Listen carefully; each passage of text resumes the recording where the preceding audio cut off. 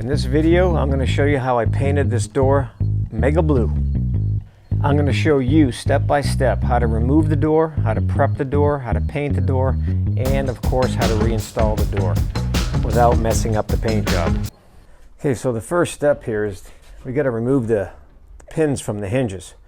So all you need for that is just a very small hammer and the end of a Phillips head screwdriver. You're just going to pop it in the bottom there.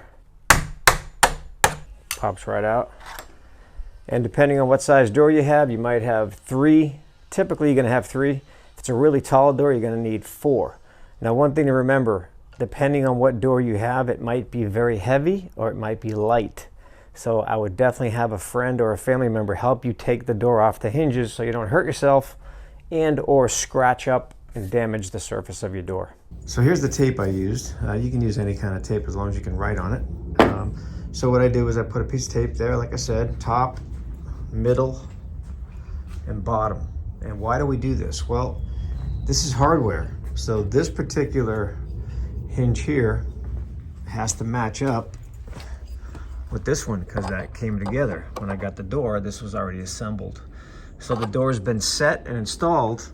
Now, if I was to take this top one and maybe switch it with the middle one or the bottom one here, well, that could cause me a problem when I go to put the door back on. So you always want to mark which hinge you took off, which hinge from the frame. Frame hinge, door hinge. Make sure they are the same, so when you put your door back together, you're not going to have any issues with it aligning up and closing properly. And of course, you want to take off your hardware, put all the screws and everything for that particular deadbolt and door handle separate so you don't mix up your screws. Once again, keep everything the way it was so you know exactly where it goes when you're done. Okay, this here is the weather stripping for the bottom of the door, so I pulled that off. It comes off real easy. You want to take all these things off before you start painting because you want to prep the door properly. What I mean by that is you want to make sure there's no dirt anywhere. You want to give it a good cleaning. You want to give it a light sanding. What we got here is a 150 grit sandpaper, and I just lightly went over it. Because the door is only primer, primer tends to take on moisture because it's not sealed yet. So I bought the door primed. This is a Masonite door. After I sanded it, I used this canned air to blow out these crevices right here because you don't want to have any dust in there. Dust is not what you want because dust will mess up your paint job when you're actually applying your paint. So if you're not familiar with a tack cloth, this is pretty handy when you're doing any kind of painting projects. The final thing you want to do is grab one of these, open it up, and just rub down the whole door. It picks up any kind of fine particles or any kind of dirt, and it'll really help you out with getting a nice finish on your paint job, whatever it is you're painting. Because it's 50 degrees here in the garage right now, it's kind of chilly today. So I'm going to take the door, lay it on my outdoor plastic table, and let the sun hit it and make sure the top of this door is completely dry. Okay, here's an important note I want to share with everybody if you don't know this already. When you're painting a door, you got to paint all 6 sides. You want to paint the front side, which is facing the exterior, the interior side facing the interior, and then you got a side here, side here, side here, and a side here.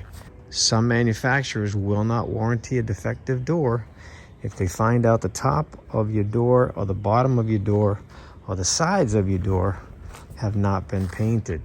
Time to wake up. I gotta do some painting in here. You can't sleep your life away. It's 11 o'clock. Yes, I can! Now that I've woken up Sleeping Beauty, I can get some work done. So here I am using the tack cloth to clean the door, and now we're ready for paint. I chose the Behr brand of paint for no particular reason, but paint is very expensive, so make sure you get the color you want, because if it's not the color you want after you buy it, you're stuck with it. Okay, the door's prepped and ready. Let's get the paint out here. Let's mix it up real good and get our first coat applied. So because this is a raised panel door, we want to start painting these sections first. There's a lot of little edges and nooks and crannies there, so it's important to get this covered nice and evenly on all of the raised panel sections. Don't put a lot of paint on the brush, just a little bit of paint. Okay, so as you're doing this, you want to make sure nothing is pooling anywhere.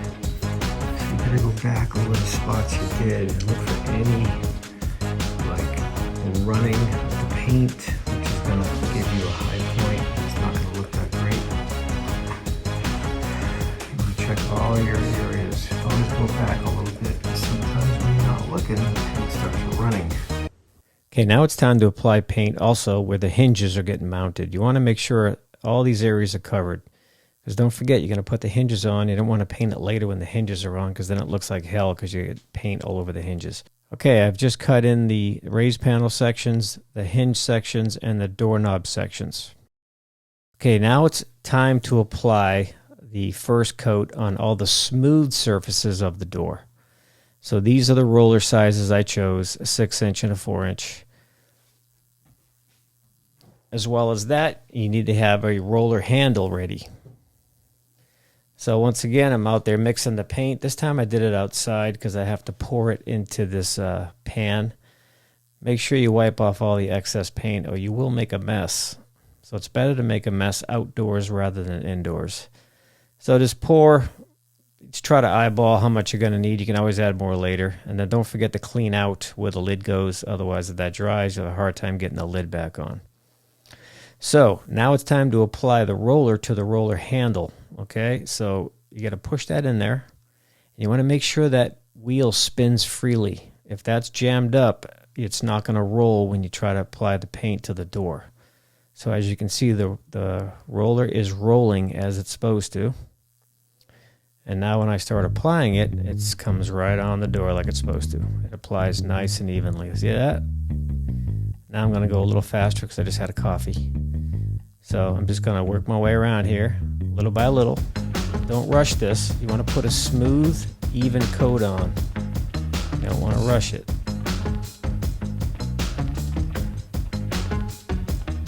I got to do the little raised panel sections as well.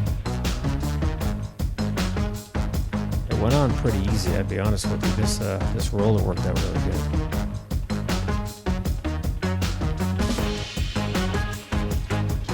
Thanks to the magic of editing, I'm done with the first coat. So that's what it looks like. It's still wet, of course. I'm just kind of showing you how it all came out. That's why it looks like that, because it's all wet. So far, it's looking really, really nice. Okay, so I'm just taking a little break here while I'm waiting for this to dry. So what I want to point out to everybody is if you're not familiar with painting, it's messy. What you want to make sure you do in between coats is wash your paintbrush, wash your roller, or just put your roller in a plastic bag. That way there, an hour later, it'll still be moist, it'll still be wet, it won't be a problem. But if you're going to put this off till the next day, then I would just take your roller and wash it in the sink as best you can, dry it out real good, and it'll be ready for you the next time around. Worst case scenario, if there's a problem with your roller, just get a new one. They're inexpensive. Because you want to make sure your coating goes on nice and smooth, and you don't want to have any little boogers inside the paint, and that can happen if you don't clean everything properly. So, happy painting. Okay, so now it's time to prep the door again for the second coat. So I'm going to take a sanding block here, and I'm going to go around and just check for high points. Like I mentioned earlier in the video, sometimes when you're painting, you'll develop a run, and that run gives you a high point. So I'm just trying to find those areas, sand it down a little bit. So we want to make this as smooth as possible for the finished product. So I'm just going to work my way around and then get the next coat on.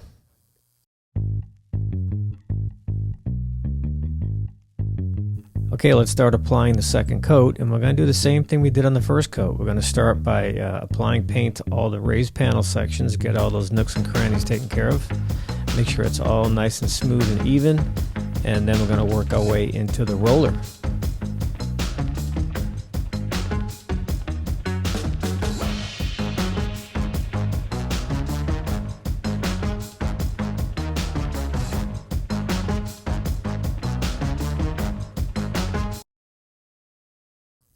Okay, so I let this door dry for several hours. As you can see, I do work evenings as it's nighttime now. So now it's time to put the hardware back on the door. It's time to get ready to reset the door. And here we go. All three hinges are in place. We're putting in the bottom weather stripping. And now I'm muscling it over there myself, my door wasn't that heavy. It was manageable for me, so I took care of it myself. And now I'm trying to reset this. Took a little while because, you know, the hinges are not perfectly in line until you put the pins in place. But there you go. Done. So here's the hinges, what they look like when the pin is back in place. 1, 2, and 3. Now it's time to put the hardware back together on the door, such as the door handle. Now pay attention here. Aha. See, I put that in backwards. This is the correct way the striker goes. You want the slanted part facing the door frame. Now it's just a matter of assembling these 3 pieces here. Put your screws back in. Be patient with this because sometimes lining those up can be a little difficult.